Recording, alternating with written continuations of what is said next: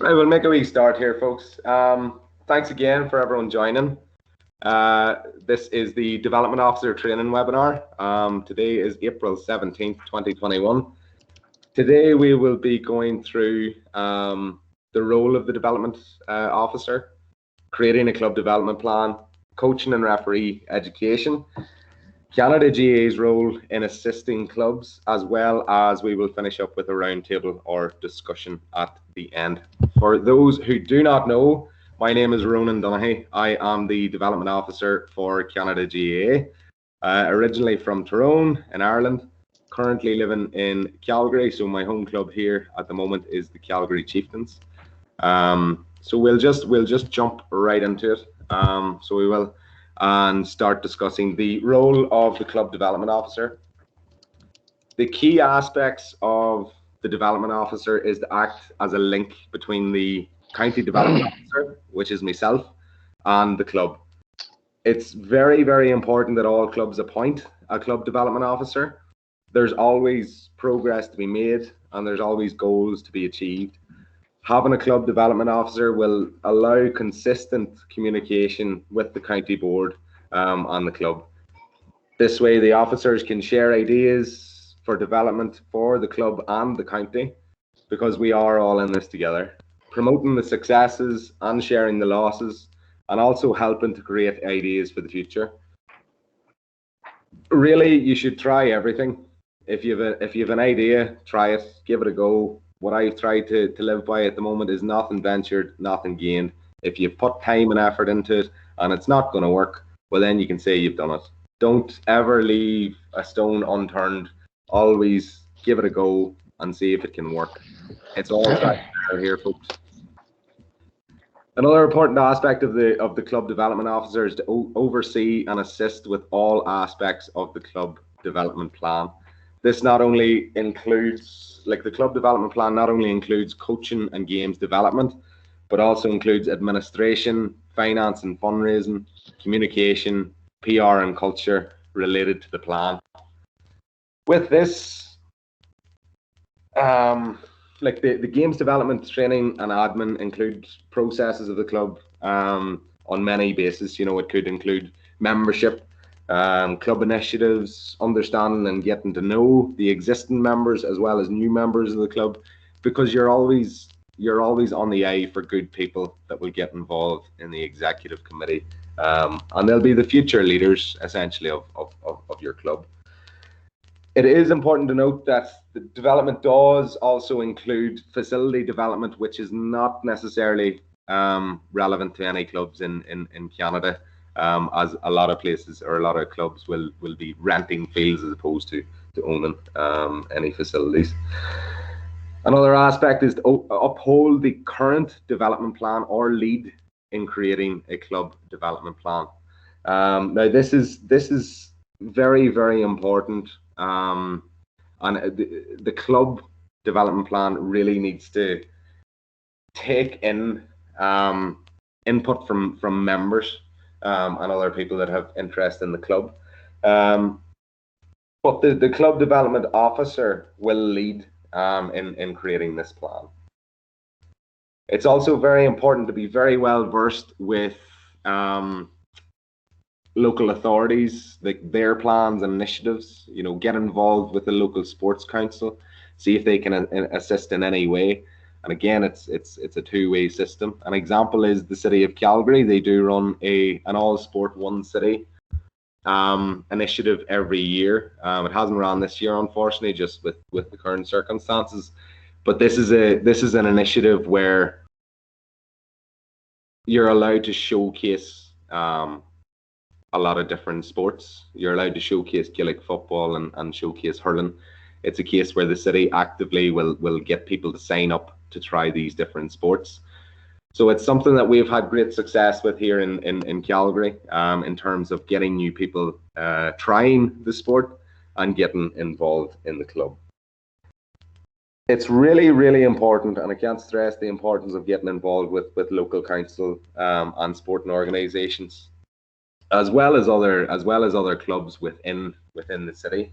It allows for collaboration. It allows for session swapping. If it's Aussie rules, for example, here in Calgary. You know, we try Aussie rules, they try Gaelic football, and it's a way of helping each club get increase their membership over the space of time that they're working together. It's very, very important to keep the city on the right side. As I mentioned, a lot of places, a lot of clubs will rent pitches, so it's very important that there is a good relationship between the club and the city, because if there's not, then you might have difficulty in terms of renting pitches or space from the council. Probably the most important aspect, as well, in terms of funding, is that the club development officer is aware and has knowledge of various funding opportunities. Local council, city boards, especially the Department of Foreign Affairs grant, and the club development officer will lead in terms of writing these grant applications and writing the plans in general. It's important to explore all avenues for funding locally, federally, and funding available through the Department of Foreign Affairs for projects. The DFA funding will come from the county board, so that will be distributed to clubs directly from the county board. So it stresses even more the importance of having a select contact to communicate and work with the county development officer over the course of the project through the Department of Foreign Affairs. So, in terms of creating a club development plan, it is very, very important to facilitate consultations with fellow committee members and the membership at large. The more people you have involved in terms of giving their input, in terms of giving their direction, in terms of where they think the club should go, that will give you plenty of ideas to be able to pull together in terms of a plan. And it's important that the club development plan is exactly that. It is about the club, which is why it is vital that development plans are carefully put together with the information and responses that you get from your membership. And as well as the development officer and the club committee is there for the betterment of the club and its members, that there's no personal agenda, it's all about the club. It's important to keep the plan simple and achievable with a set timeline. And whenever you are creating a development plan, having the timeline is absolutely critical, as all of the goals outlined in the club development plan have to be measurable. You're going to have to look back at your plan in 12 months' time or 18 months' time or 2 years' time and be able to say, okay, this is what we set out to do. This is where we are now. So how far or how much have we achieved within that space of time, in terms of what you thought you were going to get done within that time? It's all well and good saying that you want to increase, like, for example, increase membership by 100%.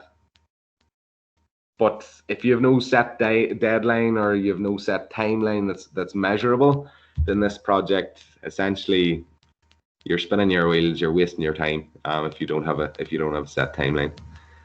And when creating a goal or a plan, it's very important to ask 3 important but essentially simple questions. It's like, where the club is now, where do you want the club to go, and how are you going to get there? Answering the above questions will be the foundations of this plan, and we're going to go into an example point from a club development plan. So the example point that we're going to talk through is, for example, where the club is now. So let's say there's 20 members registered playing Gaelic football, hurling and camogie. And where does the club want to go? They want to increase that membership by 10 people. So they want to have 30 people registered to play Gaelic football, hurling and camogie. So how does the club get there? Like, this is the implementation plan that's like of what the club is going to do and who is going to do it, and by when. So for example, let's say we're going to host 5 Gaelic football sessions, like learn to play Gaelic football sessions. So you're promoting the game to Canadians or non-Irish or even Irish people that have never played anything, you know, anyone from any walks of life can try it. If you're going to do the same with hurling and camogie, as well as, you know, you're going to link up, let's say, with a local rugby club and conduct, you know, swap sessions. Above is a very basic example of the club wanting to increase their membership. From here, like a proper, actionable and measurable plan needs to be put in place, and we're going to look at that in the next slide.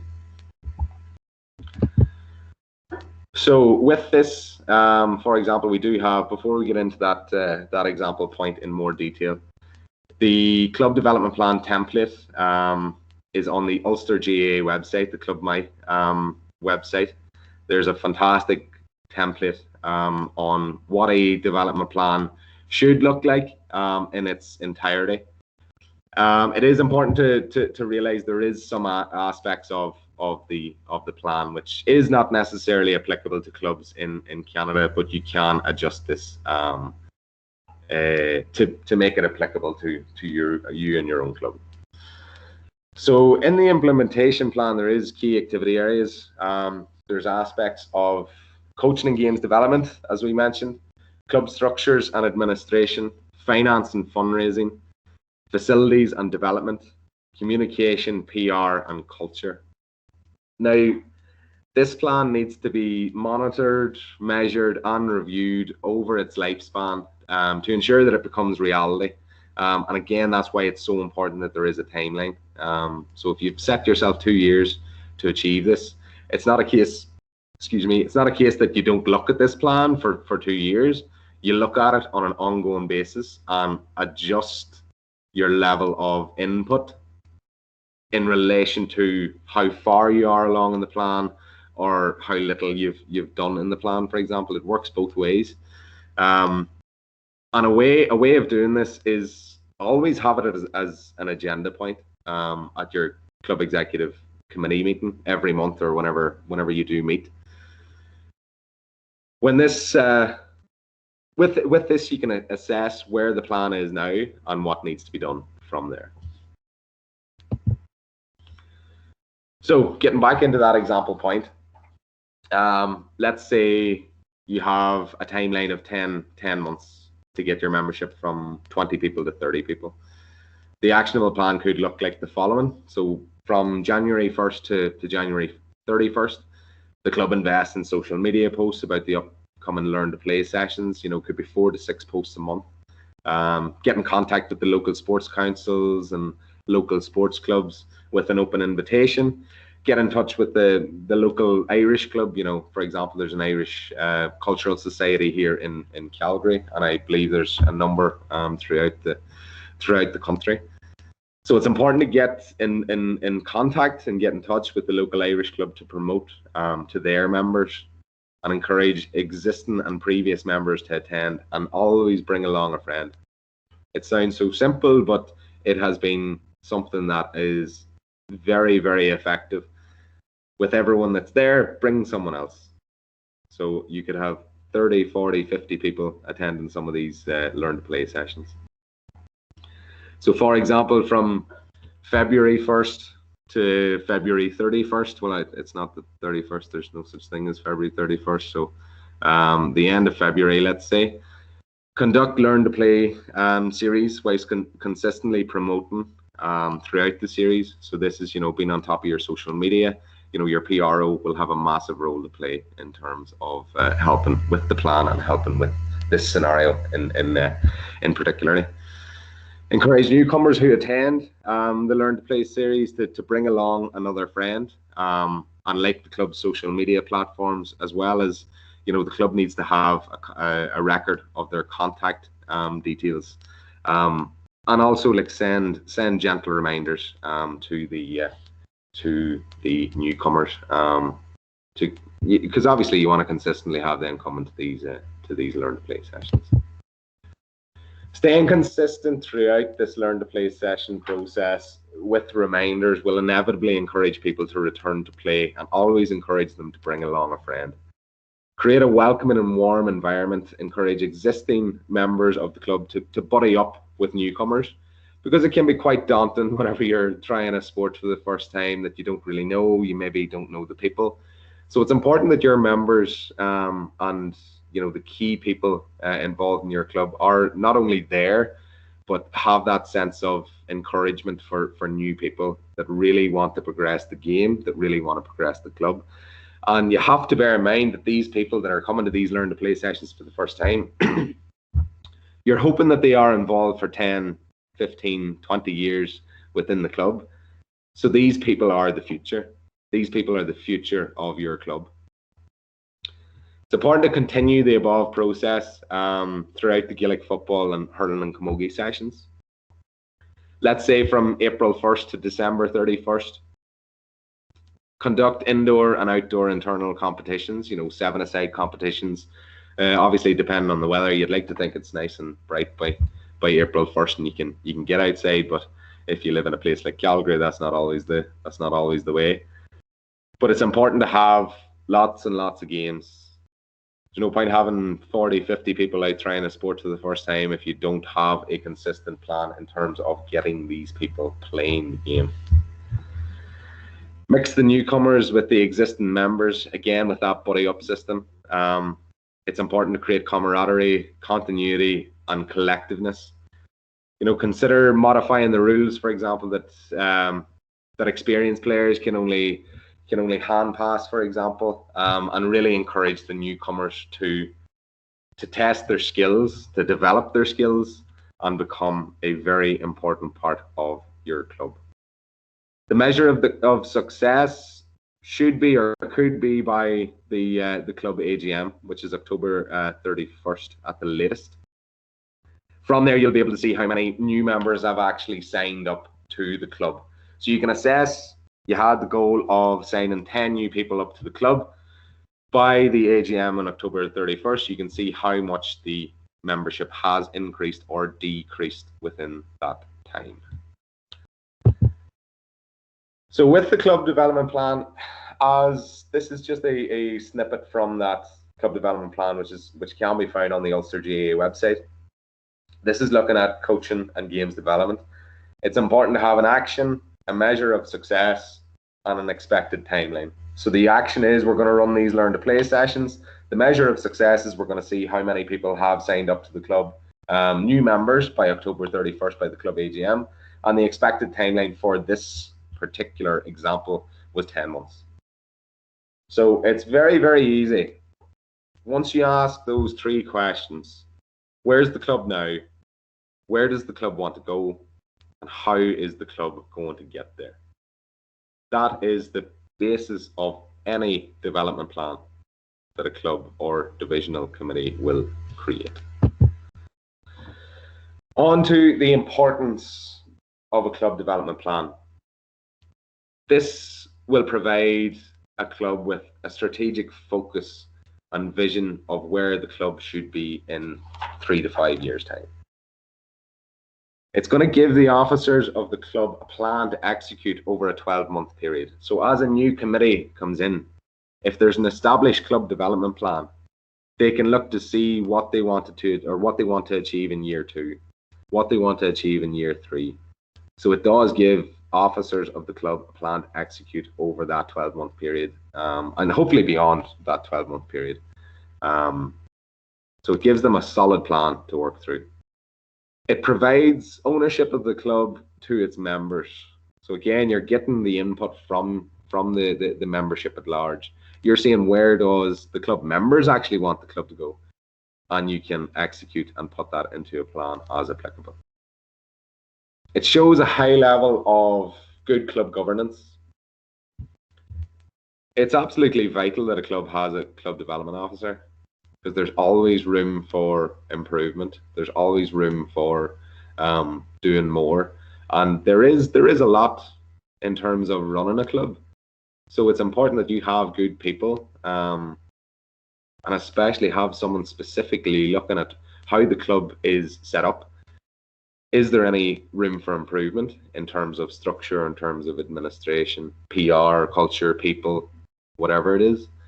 But also in terms of development with regards membership, with regards if there's one team let's have 2 teams, let's have 3 teams. It's having somebody dedicated and committed to constantly driving the club on, constantly getting people involved in Gaelic games in any capacity, whether that's as a playing member or socially. And that comes back again to culture. Creating a good culture within your club and your divisional board will inevitably increase people wanting to get involved. A plan is actually required in a lot of cases. I want to say most cases for grant applications. The Department of Foreign Affairs grant included. You have to have a proper actionable plan whenever you are submitting a DFA grant application. So again, it shows good governance and it is required. If you're seeking funding from the local council or the local government or the federal government, whatever the case may be, you need a plan. They are not just going to hand out money willy-nilly. So you will have to have a proper actionable plan for them to provide any sort of funding. A goal without a plan is just a wish. It's just a wish. So there's no point thinking where the club's going to be in 3 to 5 years' time without a plan. You need to have it in black and white. You need to have an actionable plan which is consistent with your members, you know, in terms of where they see the club going.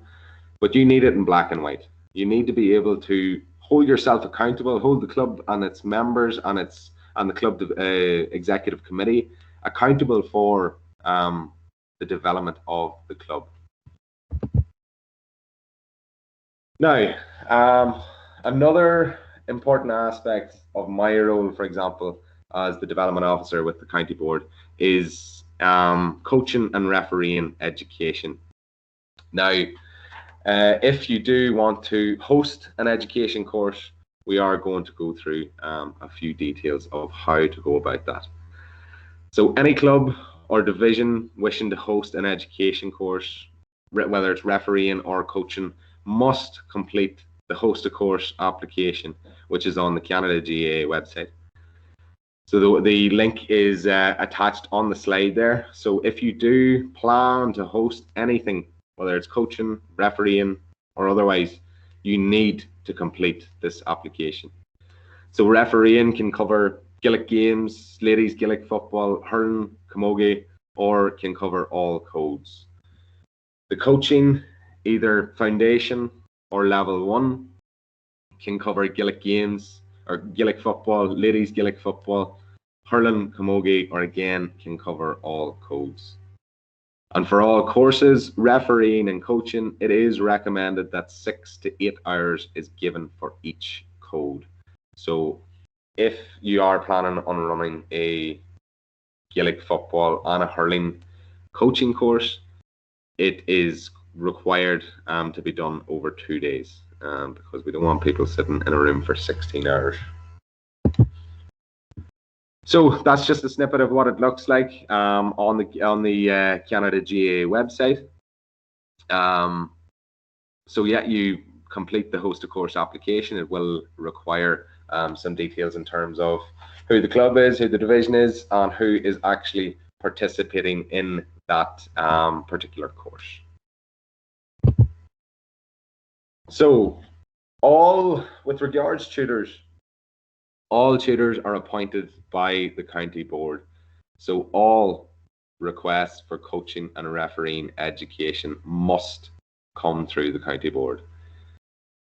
The reason for this is that if you do not follow the proper process or the requests do not come through the county board, it is a case that you may not be certified for the coaching or the refereeing education that you have completed. So it comes down to communication as well, that the county board is here and I am here to work with each and every club in Canada, East, West, Toronto, wherever you are. The county board is there for you, and the county board is there to work with you in terms of not only developing your club, but it's a two-way system. The county board will help you develop your club and you will help develop Canada GAA. It's developing the games for the better of everyone. Now back to these courses, there are a minimum requirement of 8 participants for each education course, as well as there is a requirement that all aspects of the course is completed, which does include an online education element, as well as a physical practical side of the course. From there, the tutor, if satisfied, will sign off on the course and you will receive your certification shortly after. So after you have completed the course and you have passed the course, sorry, I should include, participants will receive their certificate as follows. So for the refereeing, it will be posted out directly to your club from Canada GAA. With the coaching, once the tutor signs off on individuals that have taken the course and you have passed, that comes through the county board and is then sent off to Ulster GAA, who does then get their certificates from Sport Ireland. It's emailed directly to you from Sport Ireland, so it does actually end up in your junk folder. So if there's anyone that has participated in a coaching course that has not got their education certificate, do check your junk folder. Just search Sport Ireland and it should come up. And again, if you do not or cannot find it and you do want a copy of it, always feel free to send me an email with your details, and we can get that again from Sport Ireland. So the facility rental and equipment costs will be paid by the host club or division. The costs of running the course, including travel arrangements for the tutors, may be covered by Canada GAA. Essentially, what we will do is, if you work with us, if you work with the county board, we will help you in any way we can. And in terms of funding, in terms of running these courses or travel arrangements and whatnot, the county board will help in this aspect. Everything that I've sort of mentioned before, unfortunately, just given the circumstances, the process is explained is with COVID notwithstanding. So until we actually have the ability to meet in person, no coaching education certificates will be approved, unfortunately. However, there will be several refereeing seminars provided in the month of May. We do have a referee tutor from Ulster GAA, which will conduct a few seminars through the month of May and even beyond. So this will cover a number of aspects. This will cover existing referees in terms of a refresher course or any sort of content that you want covered. But there also will be a seminar as an introduction. So if you're not a referee at the moment but are interested in getting involved and becoming a referee, we will have a seminar with the same tutor that will provide details and information regarding this. So just on that point as well, if there is anyone out there that is interested in becoming involved in a course or a seminar like that, please do again email me with information. And especially if you are a referee at the moment and you're interested in upskilling, please do provide some details of what aspects would you like covered. I know with a few rule changes over the last year, that's an aspect that will be covered in great detail. We are rattling through this, folks. So this is probably the most important slide of this seminar, and it's Canada GAA's role in assisting clubs. So Canada GAA, as we hope all clubs across Canada and beyond operate on an open door, open arm policy. We will throw our arms around anyone and everyone that wants to get involved or has any questions. We are there for you. The county is always there for you. This applies to every club and divisional committee member, every playing member, every social member. To sum it up, the county board is there for you and your club and your division. In terms of assistance with club development plans, coaching education, or anything else you may have a question or concern about, never ever hesitate to contact us. We are all we're all part of Canada GAA. From top down, bottom up, we should be more collective in terms of sharing our ideas and being more collective and collaborative as a group. We share all our successes and we share our losses. So again, we are all there for each other. Every member that plays Gaelic football or is involved in Canada GAA, Gaelic games in any capacity, we're there for you, and we hope that you are there for us. So that sort of brings us to the end of me dictating or talking to these folks. We do have time for some roundtable discussion. So please, if you have any questions, my email is there. Always feel free to send me an email with any questions, concerns, or anything of the above. And again, I'm just going to open it up. And if there's any questions, please feel free to fire away. We have some time, folks.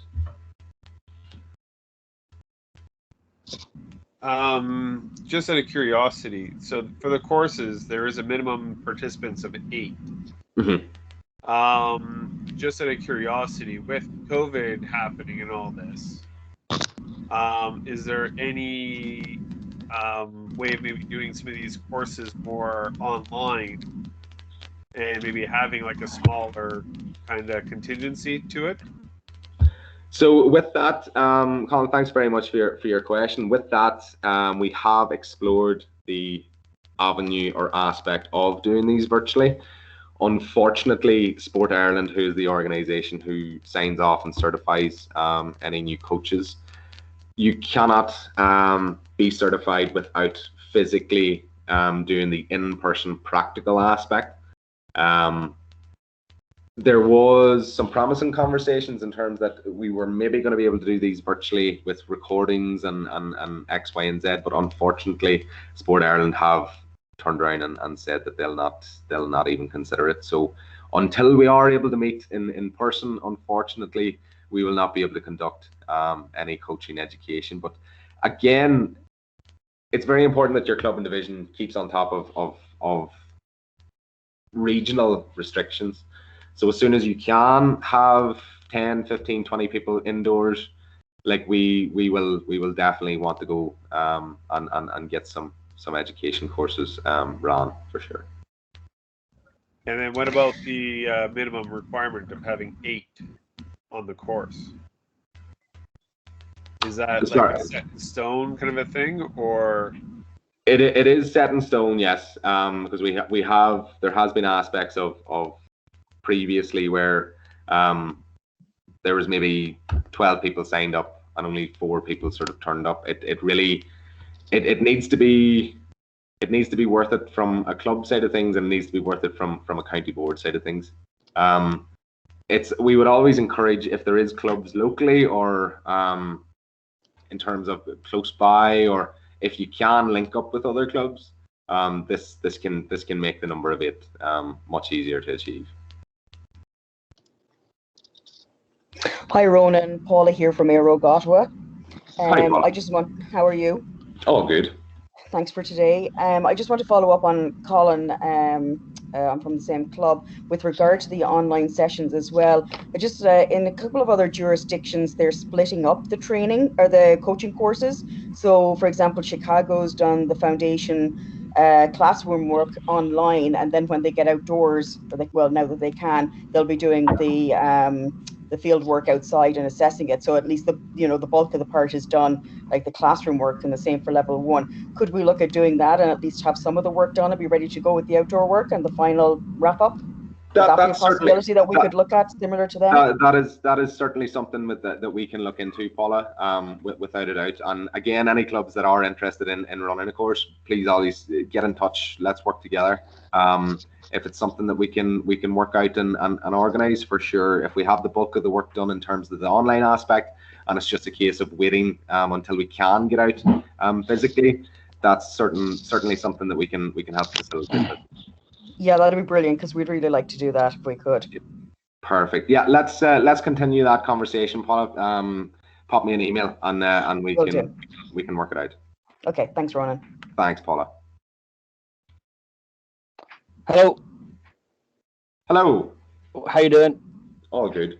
Good. Stephen Owens, Montreal Shamrocks. I think it's my daughter's name on this. I couldn't figure it out on the Teams how to change it. Great job, Ronan. I just wanted to make a comment on your development and on the strategy and stuff and about like learning your sort of learning games thing and everything like that. It's definitely geared towards like the likes of your club and our club and clubs outside the larger cities like Toronto and Vancouver, which there are plenty of us. And of course, we've been through it, and I've been preaching this for years, and I can't stress enough how important it is to introduce competitive games within your own club. Learning sessions will only get you so far, and you really need to get, and any club needs to get in and develop a regular, if not maybe like a small club could be too small to have weekly, but at least every 3 weeks have developed a system where you've got regular competitive games. As a lot of you know, we call it our Super League, and we've been at it now for 10 years. It's a big success, and we're more than happy to help any club in all the mistakes that we've made over the years. And we've made a lot of them, but we've got it's a well-oiled machine right now. And I just really can't stress enough how important regular competitive games are when you're developing and trying to recruit members, because it's the games that will keep that will keep members, not practice sessions and learning sessions. Absolutely, completely agree, Stevie. And again, that comes back to collaboration. There's clubs in Calgary or Vancouver or Toronto or Montreal. We should all be working together, and as Stevie sort of mentioned, like sharing our mistakes as well. We're all geared towards developing Gaelic games in Canada. The more competition and the more people we have involved, the better it is in the long term for each and every individual, but each and every club and division. Thanks, Stevie. Yeah, thanks, Ron. Hi, Ron. It's Steve McDonald from Edmonton. One great idea, or one idea that maybe we could adopt is the development of like a knowledge base or like a lessons learned page, where we share information about things we've tried and successes and failures and how we could build upon those. Yeah, just because like that, I think that would help clubs, as they're developing their plan, but also making plans for the future.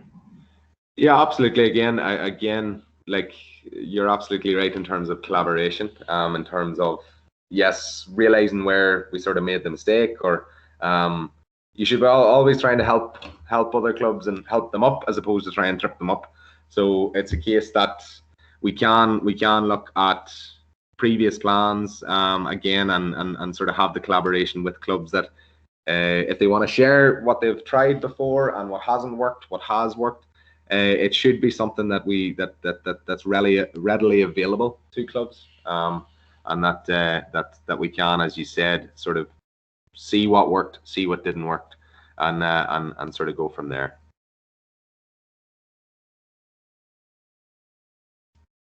Thanks, Stephen.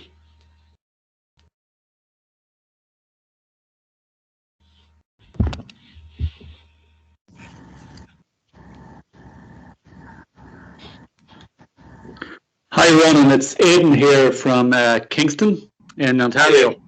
How are you doing? All good. So we're a relatively new club here in Eastern Canada, and just kind of wondered what other grants are you aware of that might be available and stuff like that, or have you any tips on who we should approach?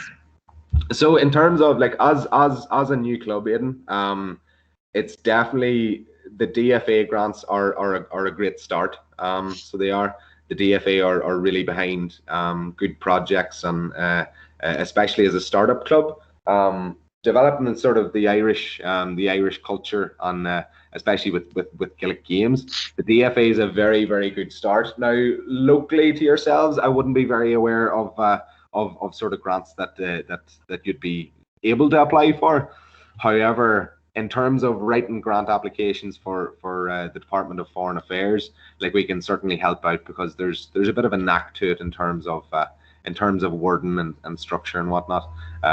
So again, there's a lot. There seems to be a bit into it. And like, how many grants are available through the DFA, or is there? It's on a project basis, Aidan. So you know, it's project based. So again, you do need to have it completed within that 12-month period. So you could have 2 or 3 applications, and now it's not guaranteed that you'll get all 3, but it is on a project basis. So it is. Perfect, good. Yeah, so look up those, and you're there to help. Then on the other side, Paula, because we've been in touch with Paula a few times. So if that foundation thing comes up in terms of being able to be done online, we'd definitely be interested in that too. I'm sure there's a few of the guys here. I've done my level 1 and stuff like that already, but we have a few lads that would be interested in doing that. Just on the refereeing then as well. So I've also done my refereeing before. So would that, but it's a number of years ago, so would it be a refresher I might need, or for the club, or would it be a full-on course again? I think it was 2000 last time I did it. I'll have to double check. I do not believe it expires, Aidan, if you have got certified.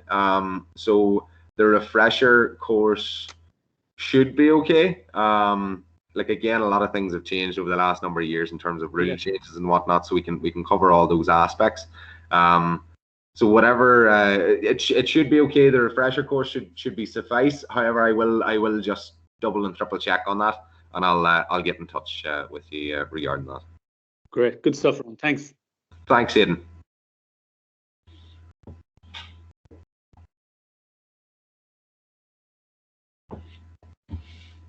Anyone else?